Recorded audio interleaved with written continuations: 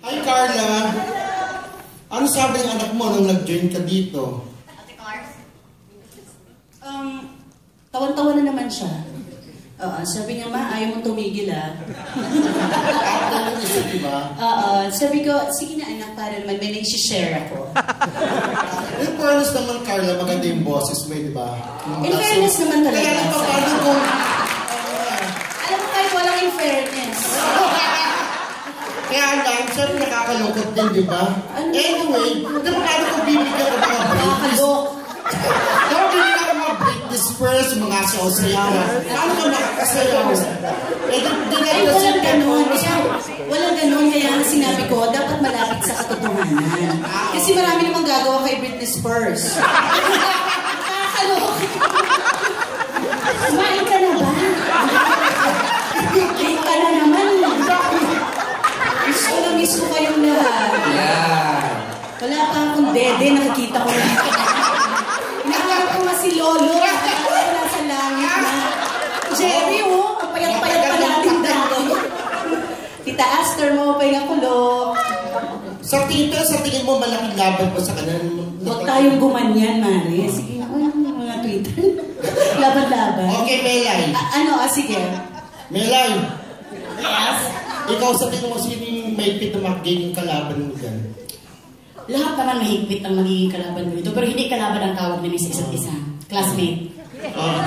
Kasi, kuhaan kami eh. Pero hindi naman kami over talaga ka, uy, maglabanan tayo dito kay Gas. Parang kami mga, happy na kami doon sa TF pa lang. Pero doon sa mga premyo, charity eh. So, it's okay na. It's a tie.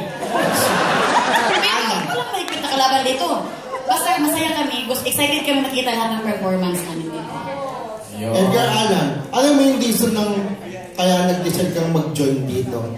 Hindi, kasi ako naman yung tao na may, sa side ko may comedy ako eh. Tapos mahilig din ako manggaya, pag mga normal na araw sa bahay. Si Sir Gary V, ginagaya ko yung boses. So nung sinabi sa akin Sir Noel, mag-audition ako, sabi ko, bakit hindi? I-try ko lang, tapos ginaya ko si Chris Brown. Ayun, awa ng Diyos, nakapasok po ako dito. So, tatanggap nyo kung sino man ang mananalo sa inyo na hindi kayong sasabihin, mas deserve nyo kaysa kay ganito, kaysa kay ganyan. Wala naman ganun siguro, kasi yun nga, sabi ni Melay, di ba, magkaklase, magkakaibigan na kami dito. So, friendly competition. Hindi naman talaga ito competition na talagang mag-aaway kami, mag-rehearse kami ng sarili namin. Hindi. Kumbaga, pamilya na rin kami dito. Kay Jolens. Yes po. Hi Jolens, tuloy-tuloy ka na dito sa ABS? Balik ka pamilya ka na talaga. Dahil ito na, dalawin na yung shows mo. Ayaw mo naman sa kapuso. Grabe naman. Hindi, kasi, ito yung binigay sa akin yung opportunity eh. Sabi ko nga nung unang balik ko dito, bumalik yung thought lang na nakabalik ako, sobrang saya ko na eh. Binigyan pa ako ng Flor de Liza. So sobrang grateful ako. Tapos ito pa yung kasunod, di pa tapos yung Flor de Liza. So sobrang thankful ako and grateful sa lahat ng binigay sa akin ng ABS. And add ko lang dun sa yung kay Edgar, parang feeling ko sa dami ng talented din na pwedeng mag-perform. Parang siguro dahil napili kaming 8, parang winner na rin kami kung gano'n eh, di ba? Nabigyan kami ng chance to show ourselves pagdating sa performance. Yan po.